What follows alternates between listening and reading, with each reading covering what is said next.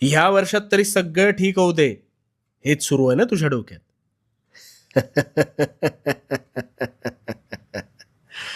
पलटतील. तुझ्या नशिबाचे फासे सुद्धा निश्चित पलटतील. कसे ते सांगतो. आता प्रामाणिकपणे शांत चित्ताने ऐक. तुझे प्रश्न सुटतील. सगळ्यात आधी एक गोष्ट ध्यानात घे. नवीन वर्षात तू जुनाच राहिलास तर तुझ्या आयुष्यात काहीच नवीन घडणार नाही. गोंधळलास ना? आता एक गोष्ट ऐक. दोन घनिष्ठ मित्र होते. एक हलाखीच्या परिस्थितीतून संघर्षातून जात होता, तर दुसरा ऐशोआरामी जीवन जगत सुखाचा उपभोग घेत होता. त्या गरीबाला नेहमी वाटायचं आपल्यावर देवाने काहीतरी अन्याय केलाय. पण हा श्रीमंत मात्र कधीही उठायचा, कधीही झोपायचा, आयते अरबट चरबट खायचा. काही वर्ष सरली.